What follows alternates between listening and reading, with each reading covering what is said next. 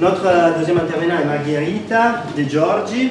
Elle est doctorante en co-tutelle à l'Université de Bologne et à l'Université de Paris 8. Sa thèse porte sur la notion de présence du performeur à travers l'analyse d'un corpus d'œuvres de danse contemporaine. Et elle a publié même des recherches sur la danse Buto dans sa relation avec la culture européenne, la réception de ça. Et après, ici, elle va parler donc de la présence en danse contemporaine. La présence, on pourrait la définir, mais moi je m'excuse pour ça, mais on la pourrait définir comme présence scénique, corporelle et gestuelle, ou même comme Vania Gall a dit un peu dans son intervention après, l'effet d'occuper un corps. Et un concept en tout cas qui a beaucoup retenu l'attention récemment dans les études sur la danse. Toutefois, Margherita, plutôt que proposer une ontologie descriptive de la présence, c'est de faire une épistémologie de ça en s'appuyant sur les manifestations multiples de la présence dans la danse contemporaine d'aujourd'hui. Et donc, elle prend en considération le travail des deux chorégraphes et l'esthétique du laboratoire. Aussi, le laboratoire ne doit pas être interprété dans des syllages désormais classiques de Grotowski et Eugenio Barba, dans lesquels moi aussi je l'ai connu, à Bologne quand même, mais comme modalité de production scénico-performative, en sorte de mise en scène du laboratoire. Donc, voilà. Merci beaucoup. Alors, la présence en tant qu'objet d'étude, premièrement. Ce que dans le contexte des arts, de la scène et des arts performatifs, nous appelons en tant que présence, regarde au sens large, la dimension qualitative de l'exécution de l'artiste-interprète. Ça dans la théorie, dans la plupart des théories. Cette notion regarde aussi la production du geste et le genre de relations engendrées avec le spectateur. Celle-ci est probablement la définition qui résonne avec le plus grand nombre d'approches et d'études concernées, pourtant au prix d'être assez réductive. Au-delà de la finesse explicative du théoricien, cette catégorie, en effet, telle qu'elle est, nous ne dévoile rien quand on ne pourrait déjà saisir à travers d'autres termes bien plus clairs, comme celui de personnalité ou de style, par exemple. Il s'agit en tout cas d'un aspect de la mise en scène et de la performance qui a suscité, notamment à partir du début des années 2000, un intérêt théorique croissant. À ce point, cette notion se problématise à fur et à mesure que des configurations et usages sur la scène se font à la fois plus évidents et plus radicaux par rapport aux conventions modernistes. Mais qu'est-ce qu'on sait et qu'est-ce qu'on peut retenir de cette esthétique traditionnelle moderniste ou post-moderniste? En premier lieu, que la présence y est entendue, je parle toujours des théories, y est entendue parfois comme technique, parfois comme qualité de l'interprète, et qu'elle renvoie à un jeu expressif ou bien à un jeu performatif. Et c'est respectivement le cas des définitions de Patrice Pavis et d'Erika Fischer-Lichte, qui abordent par ces deux perspectives la nuance des présences que l'acteur-performeur activerait sur scène. Pour Pavis, avoir de... voilà, c'est toujours... voilà, il y a... Bon, je vais lire quand même la... Il est un peu extrait.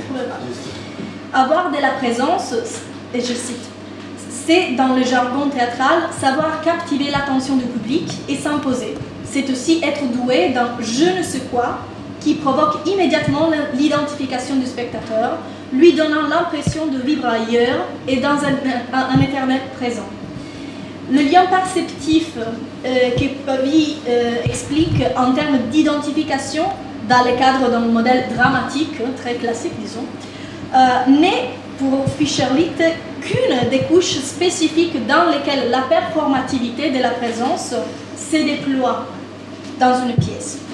Pour la chercheuse, et alors on est là, la présence, cette conception de présence forte consiste à la maîtrise de l'espace par l'acteur et la conception de l'attention des spectateurs sur lui-même. Donc des définitions très spécifiques. Cette procédure permet l'avènement de la présence comme une intense expérience de l'être présent. Voilà. Si l'on analyse ces discours, la présence se fait saisissable à partir de quelque chose que l'artiste fait ou bien de quelque chose qui est propre à son corps et qui permet de percevoir alors multiples effets de présence. C'est à ce point que l'analyse commence. La polarité de la technique et celle de la qualité personnelle représentent deux moments au sein du même processus d'incorporation du geste et de l'expérience sensible, autrement dit embodiment. En ce sens, plusieurs éléments constituant la présence ont été efficacement expliqués par les neurosciences cognitives, par l'analyse du mouvement dansé, par l'épistémologie des pratiques somatiques, à savoir celles qui rassemblent le Feldenkrais, la Lectander-technique et d'autres, qui sont concernées par un soin global et l'éducation à la conscience corporelle de soi. Pour notre investigation, l'analyse du mouvement et l'épistémologie des savoirs somatiques nous semblent donner des repères intéressants. Dans ce champ, la présence peut s'entendre en tant qu'issue phénoménique d'un ensemble de microdynamiques, souvent invisibles ou quasi invisibles. Ces mécanismes se situent dans le plan scénico-scient de la préparation du mouvement et dans les appuis affectifs et imaginatifs qu'on met en place afin de l'effectuer. Ainsi, le pré-mouvement, autrement dit par le somaticien Hubert Godard, le fond du geste, est une fonction tonique des muscles profonds qui permet l'organisation de la posture par rapport à la gravité. En outre, elle permet son adaptation in fieri, à travers des micro-mouvements, toujours, en fonction des actions à accomplir.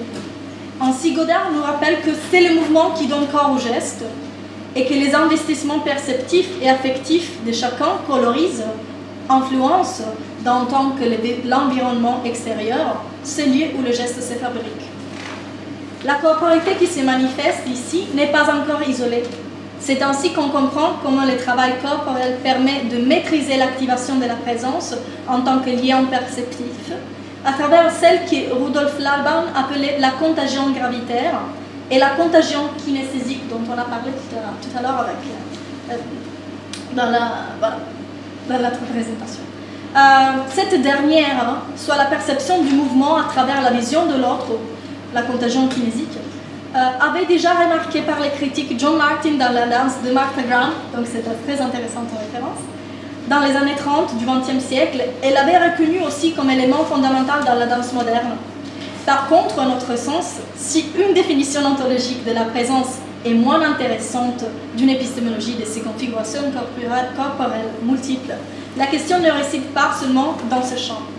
Tout en éclairant ces composants cognitifs et somatiques, ou bien utilisant le langage scientifique, en fait, cette notion ne cesse pas de configurer des couches poétiques et d'esthétique en soi.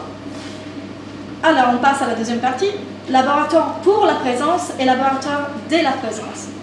Depuis les années 60, et notamment à la fin du XXe siècle, nombreux dispositifs technologiques ont été mis à disposition des artistes afin de les accompagner dans la création chorégraphique, ou bien afin d'analyser des processus impliqués dans l'expérience perceptive, soit-elle strictement esthétique ou pas, soit liée au spectacle ou pas, à la perception du spectacle ou pas. Et le domaine scientifique a donné aussi à leurs praticiens des enjeux, des désirs et des problématiques à investiguer à travers les gestes esthétiques. Voilà. Ces correspondances sont la base des performances que je souhaite aborder. D'une part, Self-and-Finish de et par Xavier Leroy. Et de l'autre, la pièce de Déperdition de Myriam Gourfink, interprétée par les danseurs de sa compagnie LOL Dance. Par des modalités très différentes, cette pièce nous donne à voir le processus de réalisation de la performance en même temps qu'elle est exécutée. Bien entendu, celle-ci n'est pas une propriété exclusive de cette pièce, mais la manière dans laquelle elles ont été conçues, ou tout simplement exposées au regard extérieur, est telle qui nous permet aussi de ne pas réduire, d'une part, le corps dansant à des données scientifiquement éprouvables, ou, de l'autre, à des propositions esthétiques indiscutables. Au prisme des considérations sur la présence en tant que production performative touchant le fond du geste, on essaiera donc de comprendre quelques aspects négligés de l'exécution de cette pièce. Et quelles autres questions cette couche esthétique nous permet de soulever.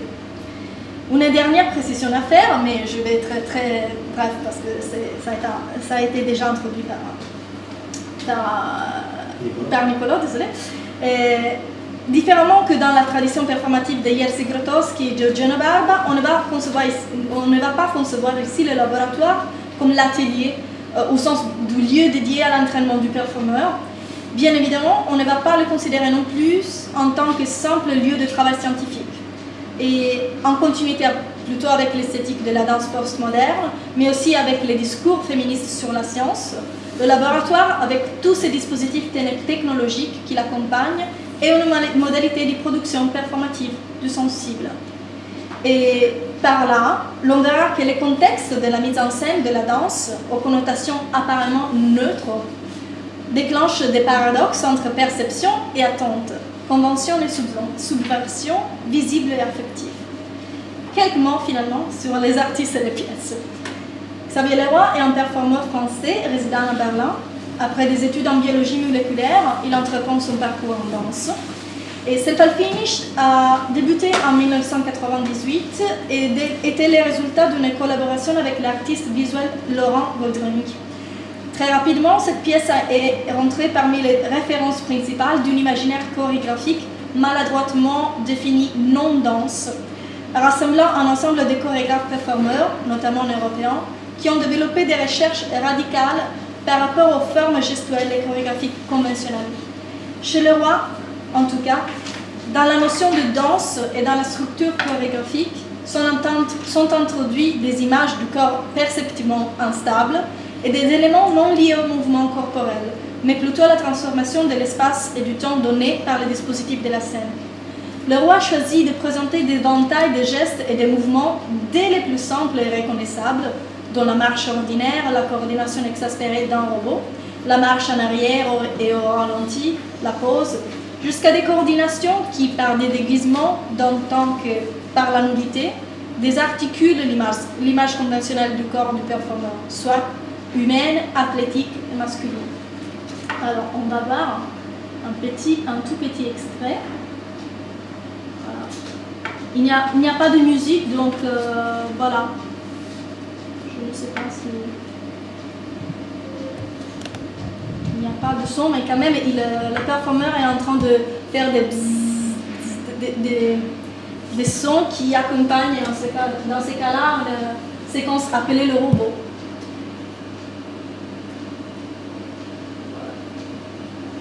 Je vais un peu plus avant. Et voilà, encore une autre séquence.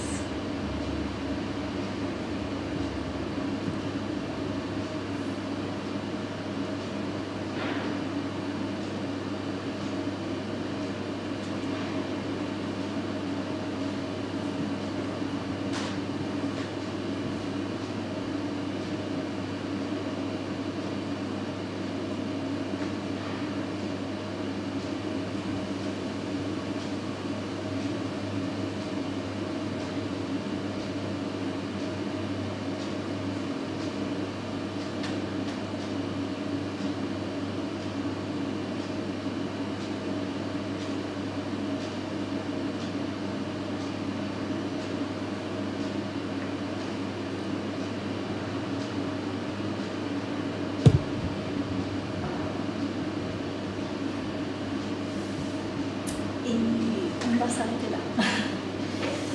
Alors, passons à l'autre performance. Myriam Bulfing se forme en danse classique au Conservatoire d'Angers et ensuite se passionne pour la danse contemporaine. De 1999 au 2001, elle conduit un travail de recherche visant à développer une écriture chorégraphique à partir de la notation Laban et son intégration dans des dispositifs informatisés. Celle-ci aboutit à LOL, Laban on Lisp, un programme de support à la composition où la cartographie corporelle de la Laban Notation a été intégrée par les savoirs du yoga. La notation implique d'instructions pour se déplacer et visualiser différentes parties du corps, des organes, d'autant que d'images abstraites. Beaucoup d'attention est aussi dédiée au souffle et à tous les sens. LOL permet à l'artiste de composer des partitions synesthésiques pour elle-même et ses danseurs, ainsi que de transformer ces partitions, éventuellement, en temps réel, à travers des capteurs de mouvement appliqués au corps, qui en élaborent les données. Déperdition, un travail fondé sur une proximité et un entrelacement des corps presque inédit dans le répertoire de la chorégraphe, a fait son début en juin 2013. Pourtant, sa partition a continué à faire partie des matériaux expérimentés au fil des mois suivants. dans cette période et jusqu'à présent, Burfink et ses danseuses ont collaboré avec les chercheurs du labo danse rattachés au LABEX de Paris 8 et Nanterre. Et ce groupe s'intéresse aux processus somatiques et cognitifs impliqués dans la relation performeur-spectateur. Et parmi ces méthodes de recueil d'informations, ce groupe a mis en place des tests cognitifs pour les spectateurs et la captation d'informations physiologiques concernant ces derniers, ainsi que les danseurs, au cours de plusieurs séances publiques. Voilà. Là, on va voir en haut la performance en scène. Voyons s'il n'y a pas de son. Il n'y a pas de son, mais en tout cas, il y a un soundscape très abstrait, mais voilà. Et en bas, ce qui s'est passé au lieu des séances de labo danse où des matériaux chorégraphiques étaient repris et partagés avec un public.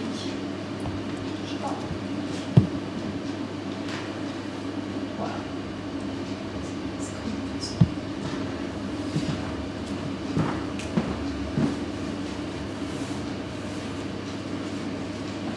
Je vais enlever si vous voulez. Ah oui.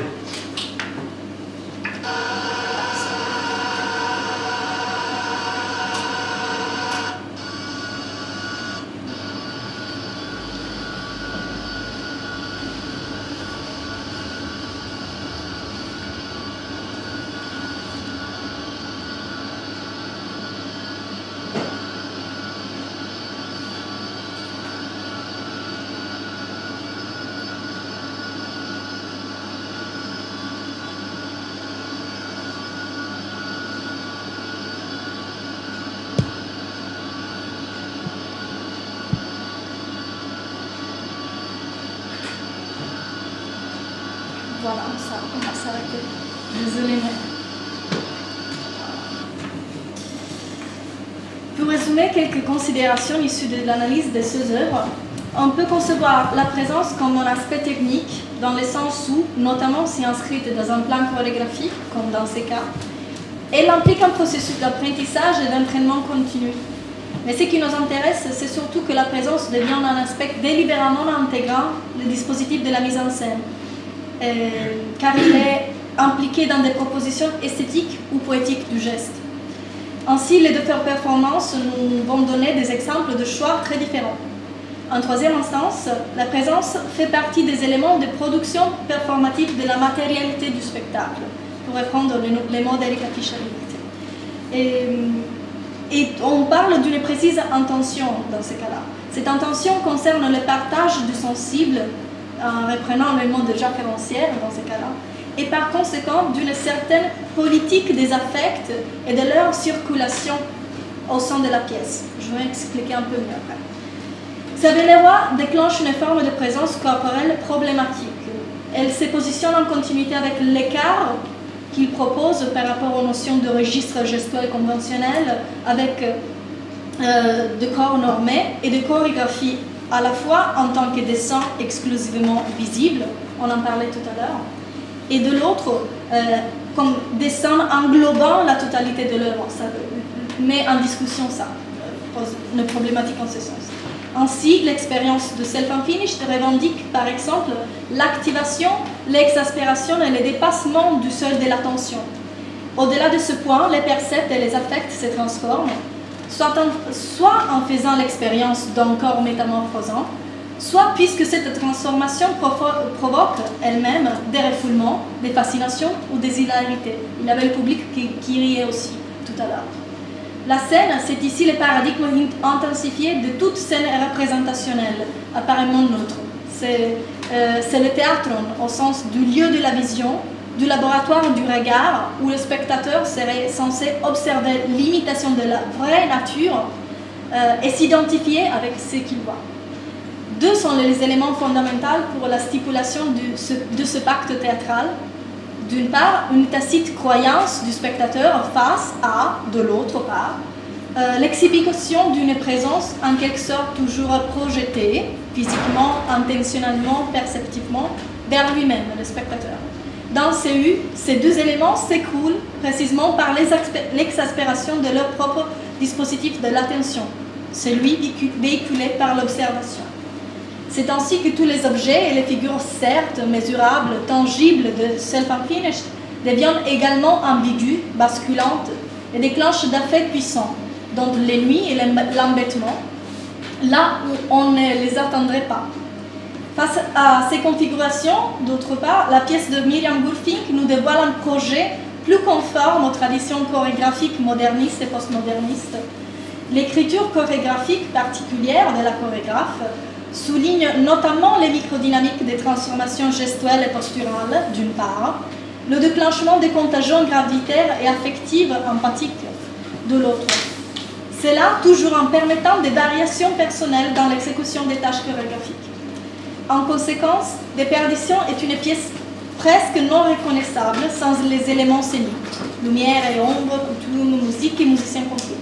Et c'est précisément la série des séances au labo danse qui le confirme. C'est donc une pièce qui travaille à côté d'un dispositif de théâtralité pour s'identifier, pour le valider, au lieu d'en faire trébucher les éléments constituants comme Self-Unfinished.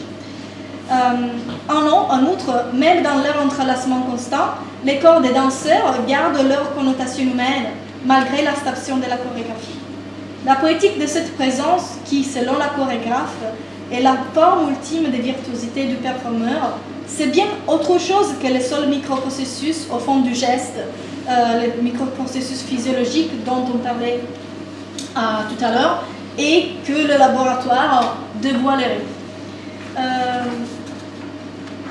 À nouveau, au contraire, en continuité avec un idéalisme moderne, il s'agit de mettre le but de la chorégraphie et le jaillissement d'une communauté éphémère où les distances entre les spectateurs et les performeurs s'effacent de manière harmonique, grâce à une résonance empathique très forte.